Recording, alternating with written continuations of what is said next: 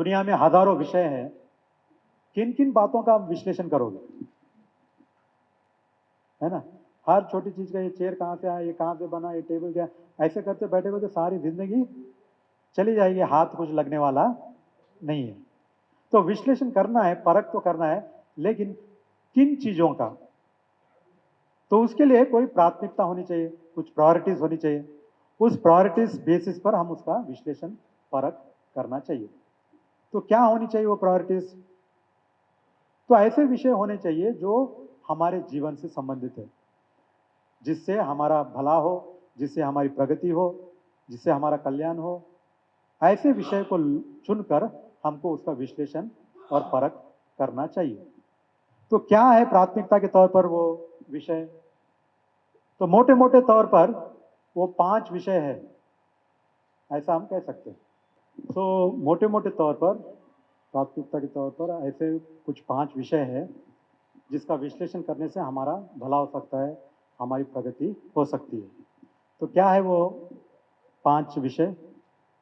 तो पहला वाला है what is history and what is mystery, यानी इतिहास क्या है और काल्पनिक चीजें क्या है, इसका परख करना आना चाहिए, इसका विश्लेषण करना आना चाहिए। दूसरा है who are historical figures and who are mythological figures, यानी ऐतिहासिक पुरुष कौन है और काल्पनिक पुरुष कौन है, इसका विश्लेषण करना आना चाहिए, इसका परख करना आना चाहिए। तीसरा है what is moral and what is immoral, शील क्या है, दुष्शील क्या है, इसका विश्लेषण, इसका परख करना आना चाहिए। चौथा है what is truth and what is false, सच क्या है, झूठ क्या है, इसका परख करना आना चाहिए, इसका विश्लेषण करना आना चाहिए। और फिर last but not the least, who are gods and who are frauds, यानी भगवान कौन है और पाखंडी कौन है, इसका परख विश्लेषण करना आना चाहिए। तो क्या हमको इस चीज का विश्लेषण करना आता है? चलो हम पहला विषय लेते हैं, what is history and what is mystery, यानी इतिहास क्या है और काल्पनिक चीजें क्या है, इसका विश्लेषण करना है। कैसे करोगे? कोई चीज आपको बता दी गई या कोई चीज आपने पढ़ ली, आप कैसे पता लगाओगे कि वो ऐतिहासिक है या काल्पनिक है? क्या तरीका है? हम्म? तो क्या क्या एविडेंस हो सकते हैं, क्या क्या पुरावा हो सकता है, क्या क्या सबूत हो सकते हैं?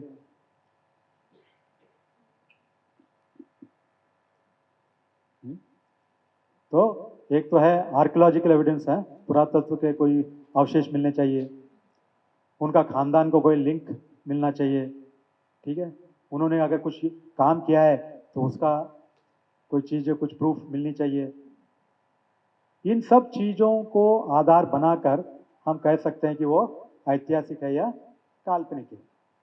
अगर वो प्रूफ्स है, वो एविडेंस है, आर्कियोलॉजिकल एविडेंस कहो, हाँ, या जैसे कोई क्या कहते हैं, उनके खानदान का कोई एविडेंस हो, उनके माँ बाप का नाम हो, उनके भाई बहन, उनके रिश्ते या उनका लीनेज, ये सब चीज़ों को लेकर हम कह सकते हैं हाँ भाई ये ऐतिहासिक है या काल्पनिक है।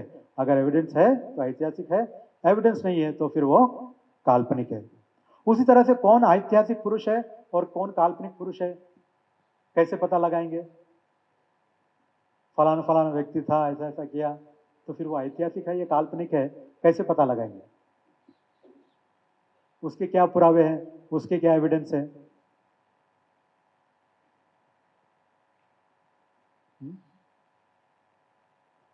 तो अगर कोई व्यक्ति है, वो ऐतिहासिक पुरुष है, तो उसके माँ बाप, भाई बहन, उसका परिवार, ये सब एविडेंस होना चाहिए। उसने, वो अगर गुजर गया तो उसकी कोई समाधि, है ना, उसका बरेल कहाँ पर गाड़ा गया वो होना चाहिए, उसकी अस्थियां होनी चाहिए, ये सब एविडेंस होना चाहिए।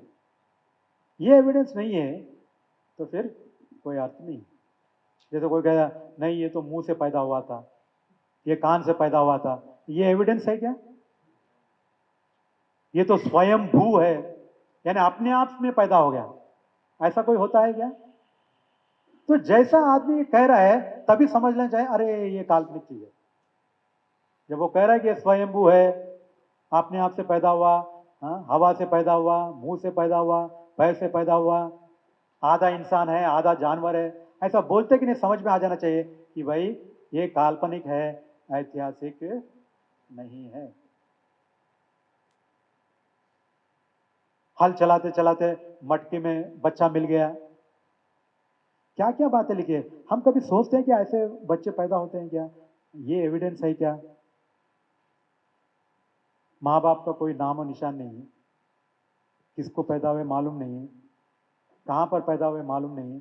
वो मर गए तो फिर उनका अस्थियां नहीं है, उन्होंने कुछ बनाया तो उसका कोई आर्कियोलॉजिकल एविडेंस नहीं है। ना आर्कियोलॉजिकल एविडेंस है, ना बायोलॉजिकल एविडेंस है, कुछ भी नहीं है, और हम उनको माने जा रहे हैं, उनको अपना आदर्श मान रहे हैं। इससे बड़ी बेवकूफी और निकम्मापन क्या होता है? तो ये अगर प्रूफ है तो वो ऐतिहासिक पुरुष है, अगर नहीं है तो फिर वो काल्पनिक है। फिर उसी तरह से ठीक है, अगर वो ऐतिहासिक पुरुष है मान भी लिए, तो क्या वो शीलवान है या दुशील है, इसका परख करना चाहिए। अगर वो शीलवान है तो वो हमारा आदर्श हो सकता है, उससे हम कुछ सीख सकते हैं। एक दुशील व्यक्ति को हम क्यों आदर्श बनाएं, जिसने जिंदगी भर हत्याएं की हो, चोरी किया हो, व्यभिचार किया हो, झूठ गाली बोलना किया हो, नशा पता किया हो, ऐसे व्यक्ति का इतिहास जानकर उसको आदर्श मानकर हमारा कुछ फायदा हो सकता है? क्या ऐसे व्यक्ति हमारे आदर्श हो सकते हैं? तो जिन पूजो लोगों को हम पूजनीय बना रहे हैं, अपना आदर्श मान रहे हैं, क्या हम देखते हैं कि क्या जिसको हम आदर्श मान रहे हैं क्या ये शीलवान है क्या, या दुशील है? तो दुशील है तो उसको आदर्श मानकर मेरा क्या भला होने वाला है? इन चीजों का हम विश्लेषण करते हैं। अगर विश्लेषण किए होते तो आज हमारी समाज की ये हालत नहीं होती। फिर उसके बाद क्या सच है क्या झूठ है ना? ठीक है, हमारे माँ बाप हो सकते हैं, हमारे बुजुर्ग हो सकते हैं, अच्छे व्यक्ति हो सकते हैं, शीलवान हो सकते हैं, लेकिन वो जो बोल रहे हैं वो सच हो ये जरूरी है क्या? वो परंपरा से चला आ रहा है इसलिए वो आपको बता देते हैं, है ना? उनको उनके माँ बाप ने बताया, उनके माँ बाप को उनके माँ बाप ने बताया, तो परंपरा से चला रहा है इसलिए आपको बता देते हैं। तो आप भी कहते हैं मेरे माँ बाप ने बताया इसलिए मैं भी अपने बच्चों को बता देता हूं। तो ऐसे परंपरा से बात आती है इसलिए सच है क्या? नहीं। तो उसको साइंटिफिक एविडेंस होना चाहिए, उसमें कोई रैशनैलिटी होनी चाहिए, तर्क होना चाहिए, तब जाकर उसको सच है ऐसा स्वीकार करना चाहिए, वरना उसे नकार देना चाहिए अगर वो झूठ है तो what is truth what is false. अब लास्ट वाला, who are gods and who are frauds. हमारे देश में इसकी परख तो बिल्कुल नहीं है। ऐसा लगता है जैसे पूरे मानसिक विकलांग बैठे हुए हैं, इनको इतनी भी परख नहीं है कि कौन भगवान है और कौन पाखंडी है। इसलिए इतना धोखा खाते हैं, इसलिए इतना सारे समाचार में सुनने को मिलता है, एक के बाद एक होते रहता है, फिर भी लोग वही कर रहे हैं, बार बार वही गलती दोहरा रहे हैं। तो वास्तव में भगवान यानी कौन, इसकी समझ है? या भगवान की क्या परिभाषा है, किसको हम भगवान कहेंगे? हुँ? किसको हम भगवान कहेंगे? कोई चमत्कार करता है इसलिए भगवान? क्योंकि हमारे देश में तो चमत्कार को नमस्कार है, जो चमत्कार करेगा सीधा उसको नमस्कार करना है, उसका चरित्र क्या है उससे कोई मतलब नहीं है। तो हमारे देश में चमत्कार को नमस्कार है, चरित्र को नमस्कार नहीं है। अगर हम चरित्र को नमस्कार करने वाले होते तो इतने पाखंडी हमारे बीच में पैदा नहीं होते। हमने जिंदगी में कभी चरित्र को महत्व ही नहीं दिया, हमने हमेशा चमत्कार को महत्व दिया है। तो खाली चमत्कार करना यह भगवान होने का क्वालिफिकेशन है क्या? जब हम किसी को भगवान कहते हैं तो उसका क्या क्वालिफिकेशन है, किस बेस पर हम उसको भगवान कहते हैं? क्या भगवान पैदाशी होते हैं या उनका भी कोई क्वालिफिकेशन होता है? है? तो भगवान वास्तव में ये शब्द आजकल तो ये भगवान शब्द हर कोई इस्तेमाल कर रहा है अपने प्रीफिक्स या सफिक्स इस्तेमाल करके, लेकिन वास्तव में ये भगवान शब्द जो है ये भगवान के गुणों में से निकला हुआ है, भगवान बुद्ध के। जैसे हम कहते हैं कि नमो तस्स भगवतो अरहतो सम्मा संबुद्धो, भगवतो इतिपिसो भगवा अरहम सम्मा संबुद्धो। तो सम्मा संबुद्ध भगवा। तो भगवा यानी पाली में क्या है उसका, उसकी परिभाषा क्या है? भग्ग रागोति भगवा, भग्ग दोषोति भगवा, भग्ग मोहोति भगवा। यानी जिसने राग द्वेष मोह भग्न कर दिया वो भगवान। तो कोई भी हो, एक्स वाई जेड कोई भी हो, अगर उसने राग द्वेष मोह भग्न कर दिया है तो वो हमारे लिए भगवान है। तो ये क्वालिफिकेशन एक तरफ रखिए, भग्ग रागो भग्ग दोषो भग्ग मोहो, यानी राग द्वेष मोह को भग्न कर देना। और दुनिया भर के सारे भगवान देवी देवता एक तरफ रखो। कितने लोगों के पास ये क्वालिफिकेशन है? मैच करके देखिए, क्या उनका राग भग्न है? क्या उनका द्वेष भग्न है? क्या उनका मोह भग्न है? हमारे गुरु, हमारे आदर्श, हमारे भगवान तो ऐसे है कुछ जो आम आदमी से ज्यादा रागी है, आम आदमी से ज्यादा लोभी है, आम आदमी से ज्यादा द्वेषी है, आम आदमी से ज्यादा मोह में पड़े हुए हैं। और ये हमारे लिए भगवान है। क्या भगवान को लोभ करने की आवश्यकता है कि मुझे इतना दो तो मैं तुम्हारा काम करूंगा, मुझे उतना दो तो मैं तुम्हारा काम करूंगा? ये भगवान को आवश्यकता है? जब उसी ने सबको बनाया, पूरी प्रकृति को उन्होंने बनाया, सोना चांदी उन्होंने बनाया, तो भगवान को मांगने की आवश्यकता है कि मुझे सोना दो तो मैं तुम्हारा काम करूंगा, मुझे चांदी दो तो मैं तुम्हारा काम करूंगा, मुझे पैसा दो तो मैं तुम्हारा काम करूंगा? तो कहां पर राग भग्न हुआ, कहां पर लोभ भग्न हुआ? और ऐसे को हम भगवान करके पूज रहे हैं। भग्ग दोषो थी भगवान, जिसका द्वेष पूरी तरह से भग्न हो गया वो भगवान। और हम जिन भगवानों को पूज रहे हैं वो कितने द्वेषी हैं? वो खुद हथियार लेकर घूम रहे हैं, डरा रहे हैं, काट रहे हैं, मार रहे हैं, खून पी रहे हैं। ऐसे भगवान होते हैं? क्या भगवानों को हत्या करने की आवश्यकता है? क्या भगवानों को हथियार रखने की आवश्यकता है? आम आदमी अगर हथियार लेकर घूमता है तो हम तुरंत कहते हैं देखो कोई गुंडा मवाली हथियार लेकर घूम रहा है, पुलिस स्टेशन को फोन करते हैं, बोलते भाई एक कोई गुंडा घूम रहा है हथियार लेकर, आओ पकड़ो ले जाओ जेल में डालो। तो एक आम आदमी अगर हथियार लेकर घूमता है तो हम उसको गुंडा मवाली कहते हैं। फिर ये भगवान अगर हथियार लेकर घूमे तो ये कौन से, क्या गुंडे भगवान है क्या? ये गुंडे देवी देवता है क्या? तो क्या बना रखा है हमने देवी देवताओं को? कभी हम सोचते हैं इस तरह से? आम आदमी को हम एक तरह से देखते हैं और फिर वो भगवान होते कि नहीं? उसके सारे सौखून माफ। भग्ग मोहोति भगवान, जिसका मोह भग्न हो गया वो भगवान। अब भगवान के नाम पर कोई नशा कर रहा है, भांग पी रहा है, तो ये भगवान है? भगवान को नशा करने की आवश्यकता है? भांग पीने की आवश्यकता है? शराब पीने की आवश्यकता है? नशा करने की आवश्यकता है? तो हम इन चीजों को विश्लेषण करते हैं क्या? अपने आप को पढ़े लिखे लोग, शिक्षित लोग कह रहे हैं, क्या हम इन चीजों का विश्लेषण करते हैं? कोई कहता है मैं भगवान का पुत्र हूं इसलिए मैं भी भगवान हूं, लग गए उनको पूछ रहे हैं। अरे भगवान का पुत्र होने से वो भगवान हो जाता है? ऐसा कुछ क्वालिफिकेशन है क्या? जैसे मान लो तुमने जाकर किसी लड़के से या लड़की से पूछा कि भाई क्या करते हो, तो उसने कहा मैं डॉक्टर हूं, उस लड़के ने।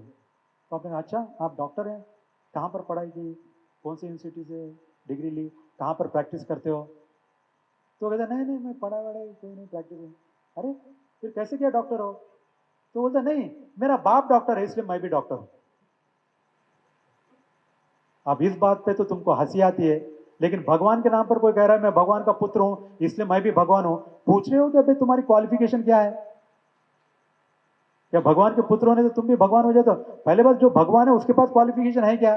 भग्ग रागो भग्ग दोषो भग्ग मोह, ये क्वालिफिकेशन भगवान के पास है क्या? उसके बाद तुम उसके पुत्र बोल रहे हो तो तुम्हारे पास वो क्वालिफिकेशन है क्या?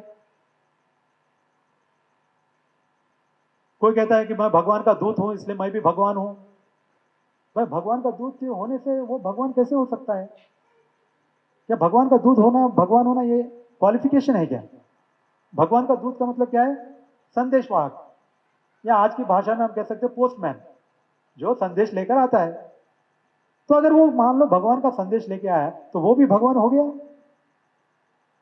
ये तो ऐसा ही है जैसे पोस्टमैन तुम्हारे पिताजी का लेटर लेके आया और तुमको दिया और बोला मैंने तुम्हारे पिताजी का लेटर लेके आया हूं, मैं तुम्हारे पिताजी का दूत हूं, इसलिए मैं भी तुम्हारा पिताजी हूं।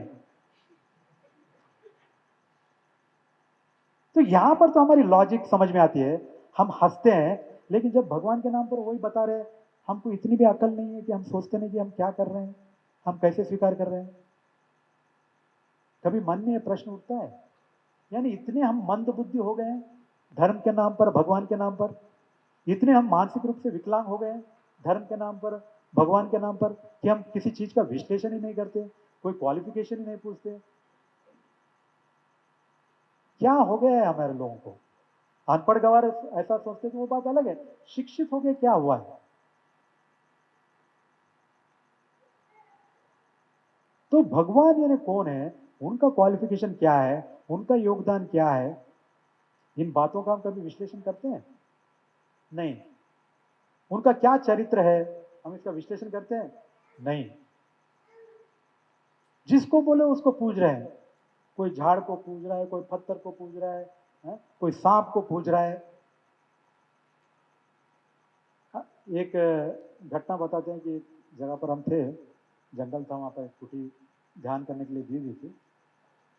तो एक दिन सुबह ऐसे ध्यान के तो जोर से वो कुटी के बगल में ही वो सांप के जो है एंट हिल बोलते हैं, वो वहां पर था। तो एक उपासक था, उसने कहा भंते जी यहाँ पर एंट हिल है, लेकिन उसके बगल में कुटी है, लेकिन अच्छा एकांत जगह है, क्योंकि उसकी वजह से लोग उसके आसपास आते नहीं, बड़ी शांत एकांत जगह है, तो आपके ध्यान के लिए ठीक रहेगी। तो हमने कहा ठीक है। तो लोग खाना वाना ला के देते थे सुबह और दोपहर में, तो उसी के कारण सही में वहाँ पर बहुत शांति जगह थी। लेकिन एक दिन ऐसे सुबह 8 से 9 ध्यान कर रहे थे, तो बहुत आवाज़ आने लगी लोगों का। हमने सोचा यार कभी तो नहीं होता ऐसा, आज कैसे क्या इतने सारे आवाज़ आ रहे हैं।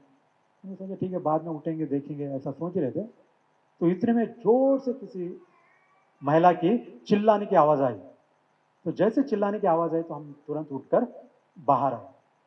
बाहर आए देखे तो सारी जो महिलाएं हैं वो दौड़ रही थी, कोई वहां दूर जाके खड़ा था। तो मैंने आकर देखा और पूछा कि क्या है, तो उतने में वो उपासक आया, आके बोला नहीं नहीं नहीं बंटी जी सॉरी आपको डिस्टर्बेंस हुआ, एक्चुअली क्या है कि आज नाग पंचमी है, तो लोग जो है वो दूध पिलाने यहाँ पर आए थे, इसलिए आपको भी डिस्टर्बेंस हुआ, सॉरी उसके लिए। और तो बोला ठीक है आए पूजा, लेकिन आए पूजा फिर चिल्लाए क्यों, किस बात का इतना जोर से क्यों चिल्लाए? तो फिर उसने बताया नहीं बंते जी वो लोग दूध पिलाने आए हैं सांप को, तो जैसे दूध पिला रहे थे वो सांप बाहर निकल गया, तो देखकर भागने लगे। मैंने बोला हद हो गई पागलपन की। है? तुम दूध पिलाने आए, वो दूध पीने आया, तुमको दर्शन दे रहा है, और वो दर्शन देने आए तो तुम भाग रहे हो, फिर आए क्यों वहां तक? यानी देखो हमारे पागलपन कितना है। सांप को दूध पिलाने आए, वो आपको दूध पीने आया, दर्शन दे रहा है, और देने के बाद तुम भाग रहे हो। तो कोई ढंग का विश्लेषण है हमारे पास? कितना पागलपन का व्यवहार है हमारा। क्या करते हैं, क्यों करते हैं, कुछ समझ है? तो इस तरह से अनेक प्रकार के पागलपन जो है इस देश में चल रहा है। इस देश में हर एक प्रकार के भगवान मिलेंगे। पागल चाहिए पागल भगवान है, नंगा चाहिए नंगा भगवान है? जैसा चाहे होगा, आधा इंसान आधा जानवर चाहिए ऐसा भगवान है, शराबी चाहिए शराबी भगवान है, लुटेरा चाहिए लुटेरा भगवान है, यानी जैसा चाहिए वैसा भगवान है। तो इससे पता चलता है भगवान ने इंसान को नहीं बनाया, इंसान ने अपनी जरूरत के अनुसार भगवान बना लिया। जैसे शराबी है तो उसने शराबी भगवान बना लिया ताकि उसको सहारा मिले थोड़ा साइकोलॉजिकली, भाई हाँ भाई मेरा भगवान भी शराबी है तो मैं भी पीता हूं, इसमें गलत क्या है? ऐसा बोलने के लिए कुछ चाहिए ना, कुछ सहारा चाहिए। तो इस तरह से जो लोग जैसे हैं वैसा गुरु बना लेते हैं या वैसा गुरु ढूंढ लेते हैं। जैसे मान लो कोई आता है हमसे और कहते हैं भंते जी बहुत गरीबी हमारे घर में, बहुत तंगी चल रही है, ऐसा है क्या करना चाहिए? तो हम उसको बोले अच्छा ऐसा है तो बहुत मेहनत करो, मेहनत से सब कुछ मिल सकता है। तो उसको लगता है ये भंते जी क्या बोल रहे हैं, ये कौन सी बड़े मेहनत तो वो तो हमको भी मालूम है, ठीक है, बनते जी हमको बताना चाहिए क्या? फिर बगल में किसी और के पास जाता है, उसको बोलता है ऐसे ऐसे परेशानी, हाँ हाँ ऐसा होता है, क्या करना चाहिए? तो फिर एक तस्वीर निकालता है, ये तस्वीर है, ये देवता की पूजा करो, तुमको बहुत पैसा मिलेगा। फिर उस तस्वीर में ऐसा रखते हैं, पैसा पूरा ऐसा गिर रहे जैसा फोटो देते कि नहीं, हाँ ये भगवान को तो मैं ढूंढ रहा था। हाँ? ऐसा भगवान चाहिए हमको जो बैठे बैठे पैसा दे। ये बनते जी क्या बोलते हैं, मेहनत करो मेहनत करे, मेहनत करने से मिलने का है, वो हमको क्या बताना, वो तो हमको पहले से ही मालूम है। तो इस तरह से जो हमारी मानसिकता है कि हमको कोई चमत्कार से, बिना मेहनत किए, कोई आसान तरीके से, कोई शॉर्टकट से, यही हमारी भारतीयों की मानसिकता बनी हुई है। मेहनत करके प्राप्त करना ये हमारी मानसिकता नहीं है। कैसे शॉर्टकट में मिल जाए, कैसे कुछ चमत्कार से मिल जाए, बिना मेहनत के मिल जाए, इस चक्कर में अनेक प्रकार के भगवान रोज उत्पन्न होते हैं, अनेक प्रकार के बाबा गुरु भी अनेक उत्पन्न होते रहते हैं। तो इसलिए ये भगवान कौन है, पाखंडी कौन है, इसका विश्लेषण करना आना चाहिए, इसका परख करना आना चाहिए। तो भगवान कौन है? जिसका राग द्वेष मोह भग्न हो गया, या कम से कम भग्न होने करने के रास्ते पर है, उसको भगवान मानना चाहिए। वो कोई भी हो, फिर यहाँ का हो, वहां का हो, इस धर्म का हो, उस धर्म का कोई भी हो, अगर वो राग द्वेष मोह भग्न किया है तो एक्स वाई जेड कोई भी हो, वो हमारे लिए भगवान है। लेकिन अगर वो खुद राग द्वेष मोह में डूबा हुआ है, वो हमारे लिए भगवान कैसे हो सकता है?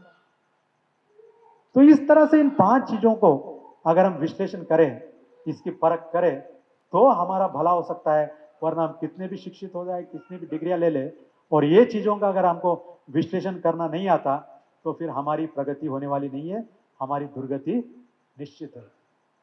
ठीक है, तो इस तरह से हमको इन चीजों का विश्लेषण करना आना चाहिए।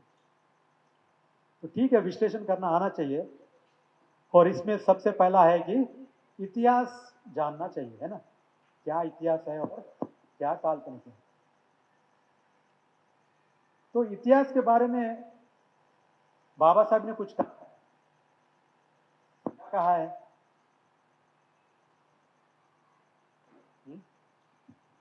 बाबा साहब ने इतिहास के बारे में क्या कहा, क्या स्टेटमेंट है बाबा साहब का?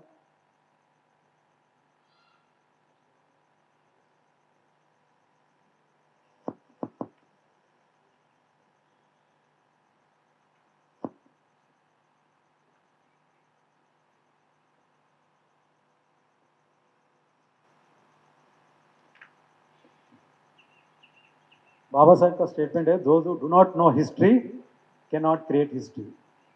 यानी जो लोग इतिहास नहीं जानते, वो इतिहास नहीं बना सकते। क्या ये सच है? सच है या नहीं?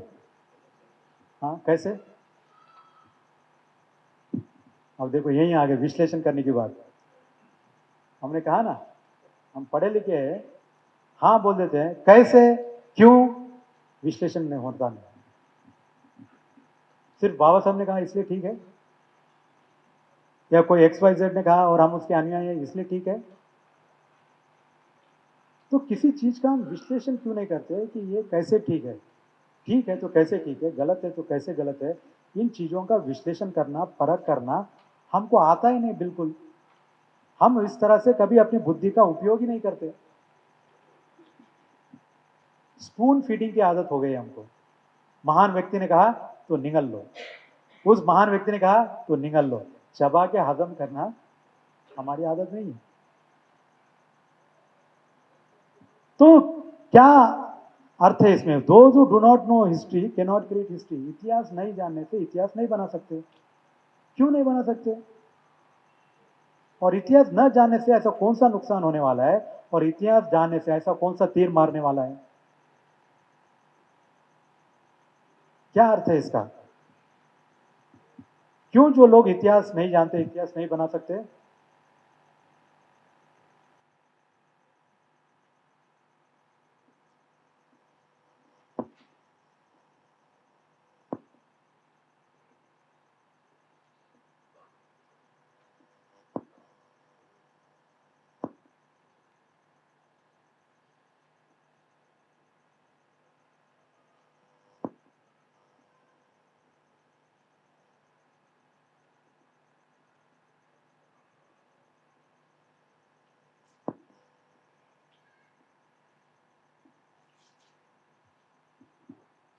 तो those who do not know history cannot create history. Why? Because they always live in mystery without any mastery. They continue to do slavery without showing bravery. जो इतिहास नहीं जानते वो इतिहास नहीं बना सकते। क्यों? क्योंकि they always live in mystery. दे हमेशा काल्पनिक दुनिया में रहते हैं। काल्पनिक इतिहास, काल्पनिक देवी देवता, काल्पनिक महापुरुष, सब काल्पनिक काल्पनिक काल्पनिक। तो जो लोग काल्पनिक दुनिया में रहते हैं तो क्या होता है? दे always live in mystery without any mastery. जब लोग काल्पनिक चीजों में रहते हैं, काल्पनिक दुनिया में रहते हैं, तो उनका प्रभुत्व चला जाता है, मास्टरी कमांड चला जाता है। जब प्रभुत्व चला जाता है तो क्या है? गुलामगिरी आ जाती है, स्लेवरी। गुलामगिरी आ गई तो फिर धैर्य और शौर्य चला जाता है। तो एक इतिहास न जाने से क्या नुकसान है? इतिहास नहीं जानोगे तो काल्पनिक दुनिया में रहोगे, काल्पनिक दुनिया में रहोगे तो प्रभुत्व चला जाएगा, प्रभुत्व चला गया तो गुलामगिरी आ जाएगी, गुलामगिरी आ गई तो धैर्य और शौर्य चला जाएगा। तो आज जो हमारा बहुजन समाज है कौन सी परिस्थिति में है? कहां पर है हम लोग? इन स्टेजेस में हम लोग कहां पर है? हाँ? ये धैर्य शौर्य है? बहुजन समाज में धैर्य शौर्य है क्या? ब्रेवरी है? ऐसा हम कह सकते हैं? कहने को 85% है, वो है, ये है, बहुत सुनने को मिलता है। लेकिन शर्म करने की बात है, 85% और हजारों साल से तुमको कोई गुलाम बना के रख सकता है? एक छोटा 10-15 लोग, 10%, 15%। 1 साल समझ में आता है, 100 साल समझ में आता है, हजारों साल से कोई दबा के रखा है। तो इसका मतलब क्या है? वो काबिल है या ये बहुजन समाज नाकाबिल है?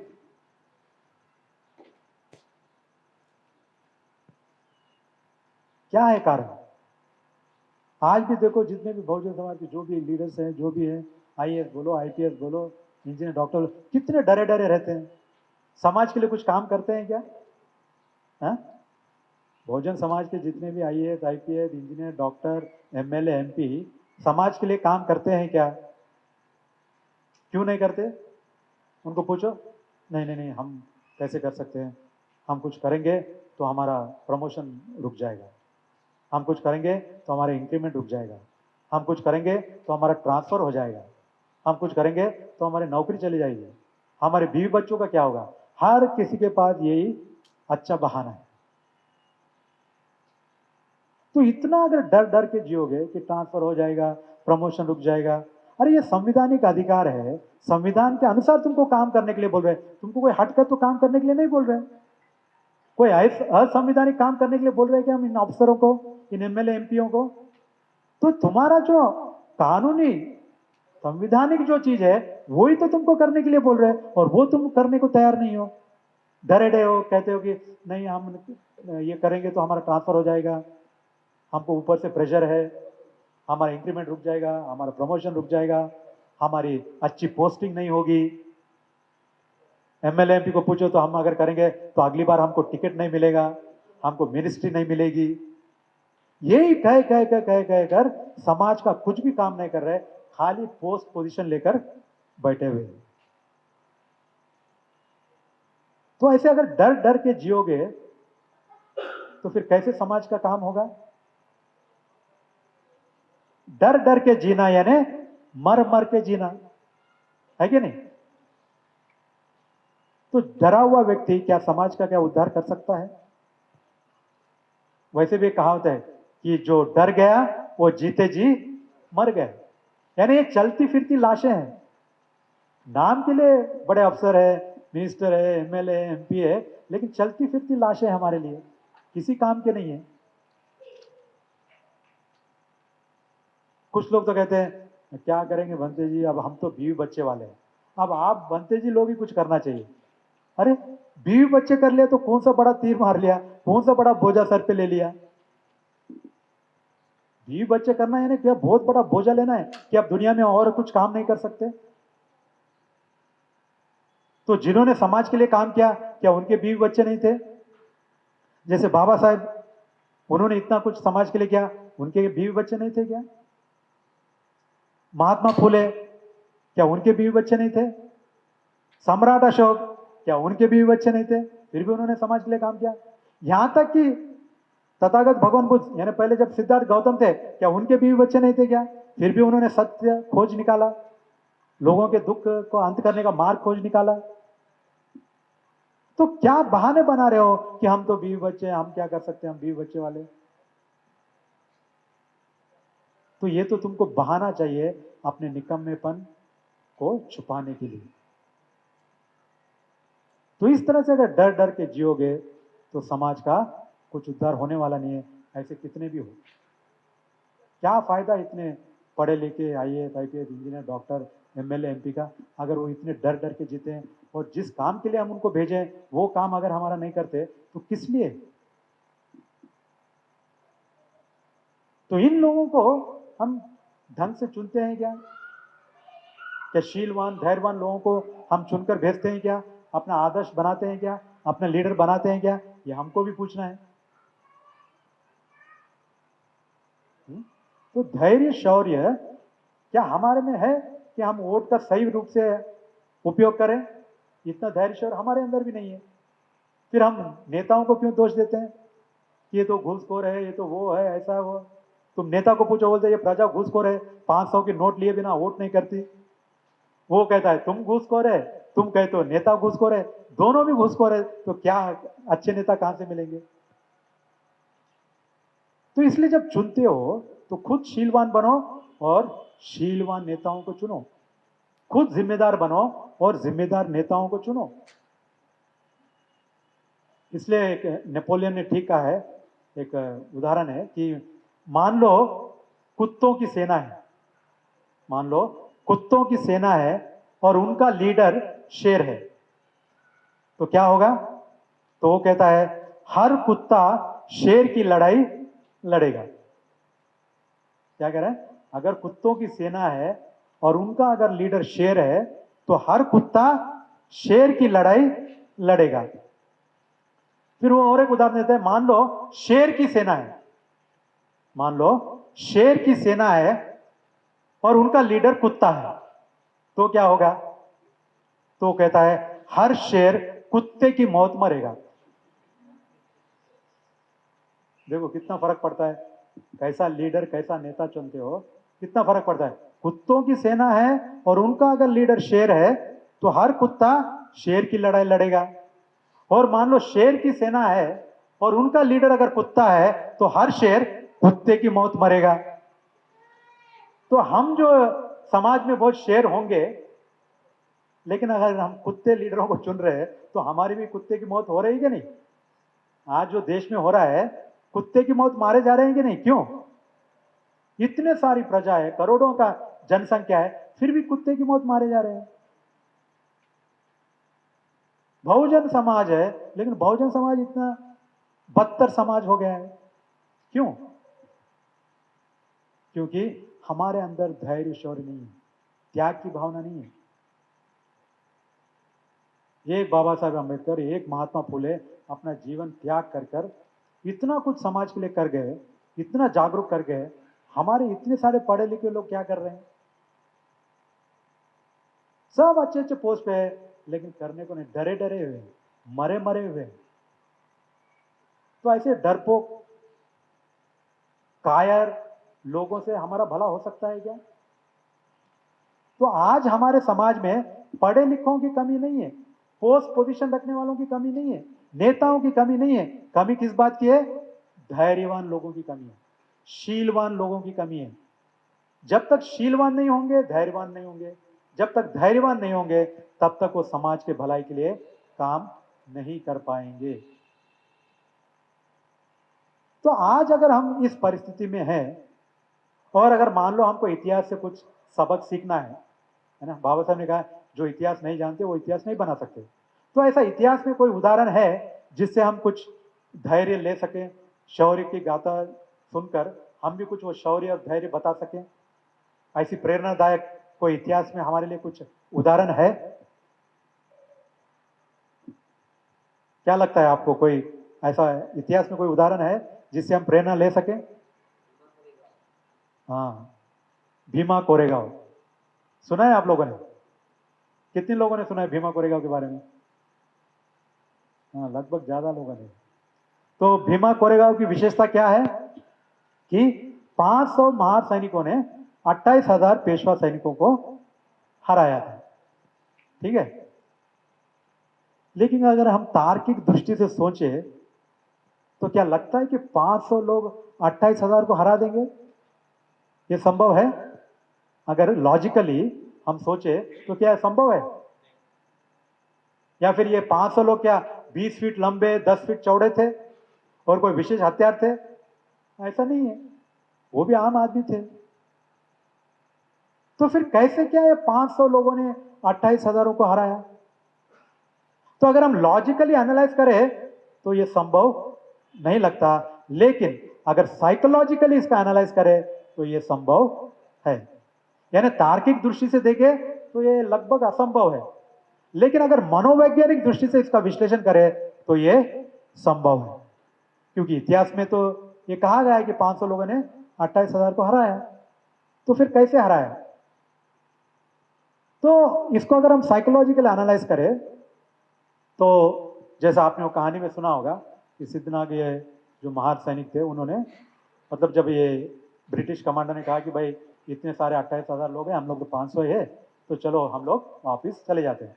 तो तब ये महार सैनिक और उनके जो लीडर सिद्धनाग ने, उन्होंने कहा नहीं नहीं, हम लोग वापस नहीं जाएंगे, हम लोग वापस नहीं जाएंगे, हम लोग लड़ेंगे, हम लोग मरेंगे, लेकिन वापस नहीं जाएंगे। तो इसका मतलब क्या हुआ?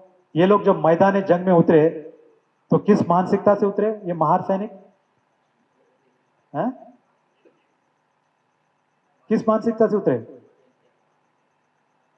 नहीं, हर कोई मैदान जंग में जीतने के लिए उतरता है। अब पेशवा भी जीतने के लिए उतरे थे, तो ये लोग भी अब जीतने के लिए उतर रहे हैं, लेकिन किस मानसिकता से उतर रहे हैं? ये लोगों को मालूम है केवल 500 ही है, वो लोग 28,000 है, इतना मालूम है, फिर भी ये लोग क्या कह रहे हैं? हम लोग लड़ेंगे, हम लोग मरेंगे, लेकिन वापस नहीं जाएंगे। यानी ये लोग जब मैदान जंग में उतरे तो सर पे कफन बांध कर उतरे। ये लोग जब मैदान जंग में उतरे तो कैसे उतरे? सर पे कफन बांध कर उतरे, मरने की तैयारी रखकर उतरे कि हम मरेंगे लेकिन वापस नहीं जाएंगे। तो जो आदमी मरने के लिए तैयार हो गया उसको कोई डरा सकता है क्या? जो आदमी मरने के लिए तैयार हो गया उसको कोई डरा सकता है क्या? और जिसको कोई डरा नहीं सकता उसको कोई हरा सकता है क्या? तो ये मनोवैज्ञानिक है। मनोवैज्ञानिक विश्लेषण क्या कहता है कि जो मरने के लिए तैयार है उसको कोई डरा नहीं सकता, और जिसको कोई डरा नहीं सकता उसको कोई हरा नहीं सकता। अब ठीक उसी तरह से हम पेशवा सैनिकों का विश्लेषण करेंगे मनोवैज्ञानिक तौर पर। तब ये जो पेशवा लोग 28,000 जब मैदान जंग में उतरे तो ये लोग किस मानसिकता से उतरे कि हम तो 28,000 हैं, ये केवल 500 है, हम इनको मारेंगे, हराएंगे और आ जाएंगे।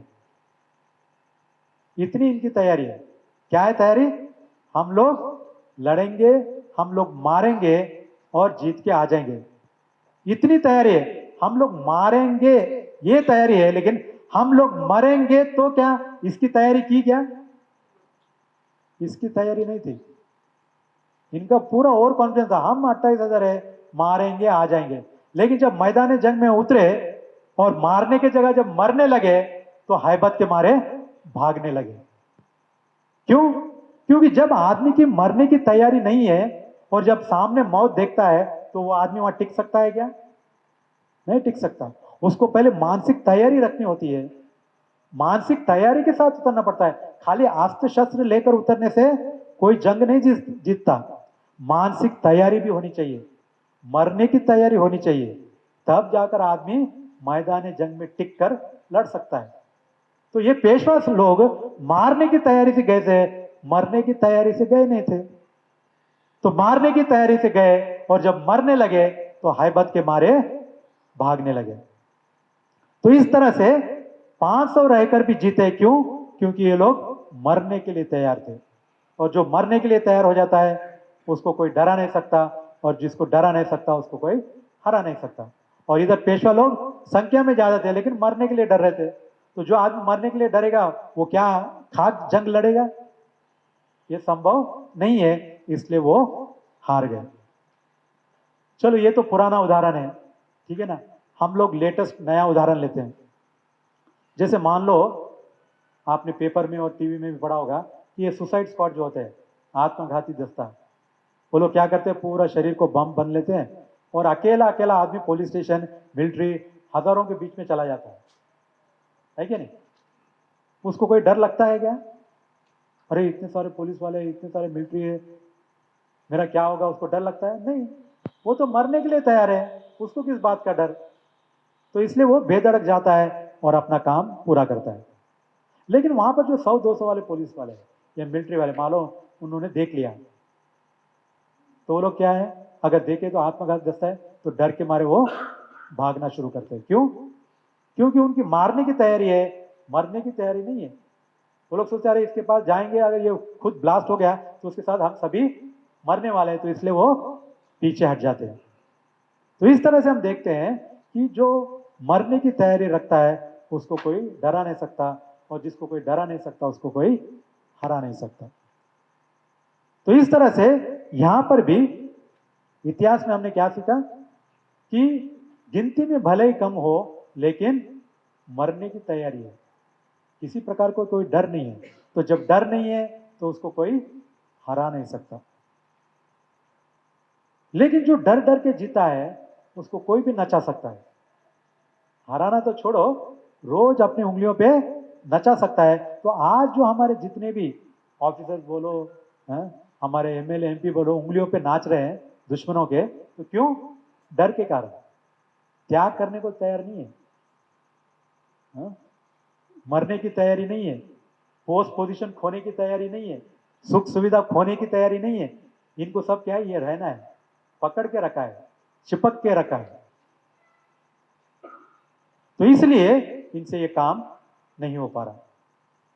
तो अब ये जो परिस्थिति हमको मालूम है कि हमारे लोग इतने डरे हुए हैं, हाँ? कायर हैं, जो भी है, तो अब ये जो परिस्थिति है इससे हमको बाहर निकलना है।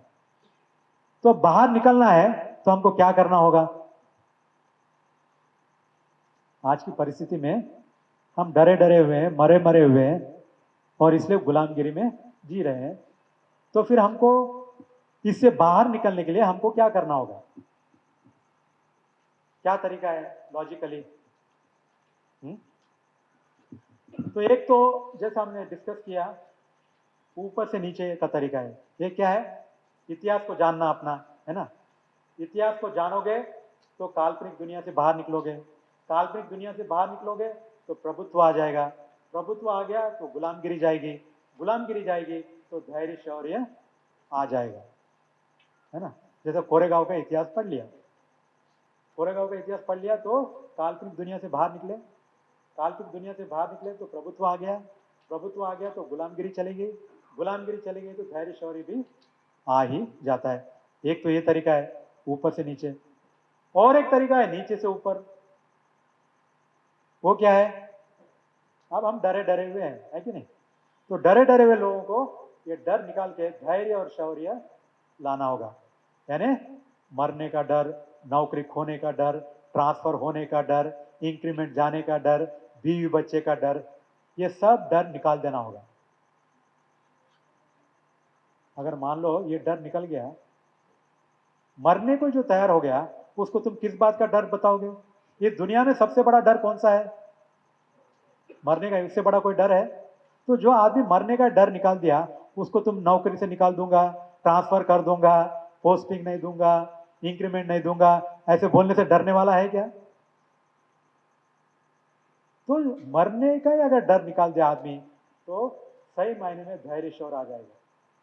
जब धैर्य शौर्य आ गया तो गुलामगिरी चली जाएगी, जब गुलामगिरी चली गई तो प्रभुत्व आ जाएगा, जब प्रभुत्व आ गया तो काल्पनिक दुनिया से बाहर निकल जाएंगे, जब काल्पनिक दुनिया से बाहर निकल जाएंगे तो तुम खुद एक इतिहास बना दोगे।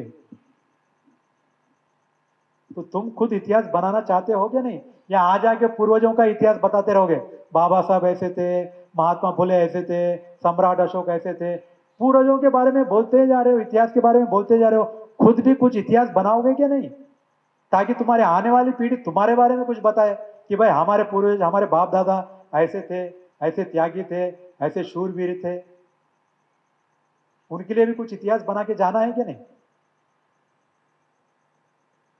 तो दोनों तरीके से हम इस अपने समस्या को हल कर सकते। क्या है, एक तो ऊपर से नीचे ने इतिहास जानकर, अपना शौरवीर गाथाओं के बारे में जानकर, काल्पनिक दुनिया से बाहर निकलकर प्रभुत्व प्राप्त कर कर, गुलामगी से बाहर निकलकर धैर्य शौर्य प्राप्त करना, या नीचे से क्या है, धैर्य शौर्य प्राप्त कर कर गुलामगिरी से बाहर निकलना, गुलामगिरी से बाहर निकले तो प्रभुत्व प्राप्त होगा, प्रभुत्व प्राप्त हो गया तो काल्पनिक दुनिया से बाहर निकलोगे, काल्पनिक दुनिया से बाहर निकलोगे तो तुम खुद एक इतिहास बना दोगे। तो दोनों तरीके से इतिहास पढ़ के भी, और फिर बाद में ऐसा धैर्य शौर्य लाना है ताकि हम खुद इतिहास बना दें। ये दोनों तरीके से अगर हम काम करेंगे तो हम अपनी समस्याओं का हल ढूंढ सकते हैं।